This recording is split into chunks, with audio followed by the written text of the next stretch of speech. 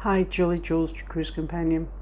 I just wanted to do a summary video about my experience on using the JETT bus service in Jordan, JETT, the Jordan Express Tourist Transport.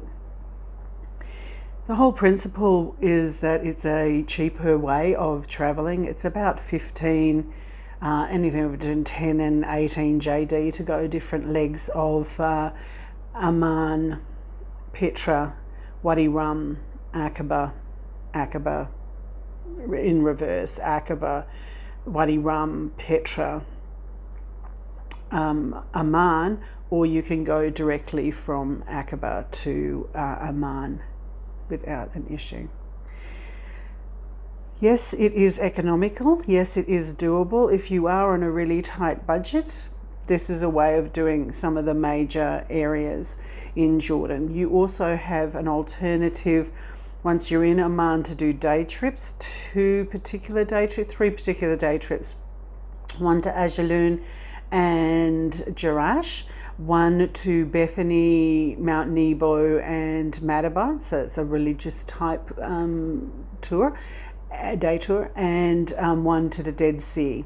The Dead Sea option has, you can tack on the Dead Sea Resort or a Movenpick for an extra amount, so it's like 10 JD, 20 Australian dollars to go to the Dead Sea, and then if you go to Amman Beach, it's 20 JD to go in, and it's a public beach with showers and a restaurant, etc. Or you can go to the private beaches of, looking at the paperwork, I haven't done it yet, the Movenpick or the Dead Sea Resort. So with this being my 5th time to Jordan, having the experience of the bus, for example, coming from Aqaba to Amman, where we were stopped by the police twice. Normally when you're driving in a car, they stop locals, they don't really stop tourist cars when you're traveling with a private driver. And at the Aqaba tax-free declaration station, the entire bus had to be unloaded, unpacked, open your luggage, get it searched, get back onto the bus again. So the journey took 5 hours to get from Aqaba to Amman. I started at 11, I arrived at 5, so it's 6 hours.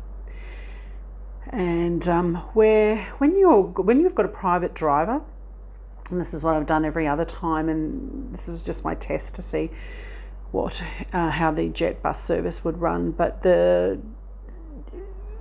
when you've got a private driver, that's 6 hours that you would have been driving, you could have visited Showbook, you could have visited at least 2 sites along the way.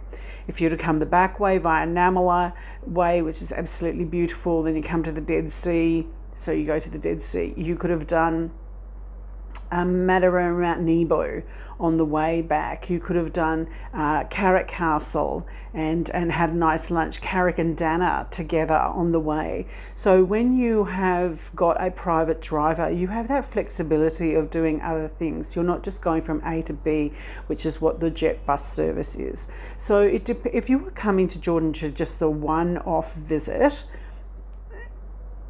having a private driver is going to allow you greater flexibility to see A to Z and every other letter in between.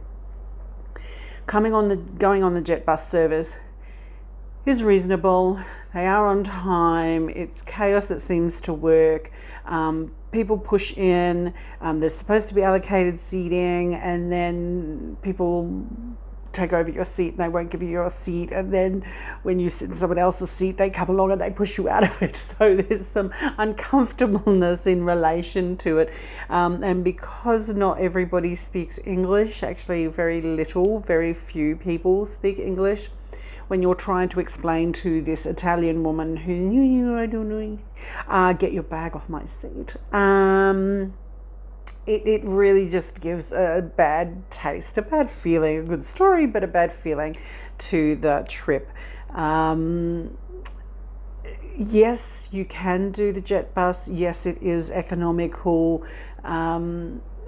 and you can see the major sites, fly into Amman, get to Petra. You can even do Petra in a day trip, but it just would give you so much time restriction. When you have a private driver, you have the flexibility to start when you want or have a later morning. And so basically I am trying to say, if you want to come to Jordan, save up a little extra and hire a private car and driver. If you're on a super duper strict budget and you're going to come to Jordan anyway and just do it, fine, do the JETT bus, but you're not going to see all of the variety that there is in Jordan. JETT bus, half a tick. Private driver, 2 ticks.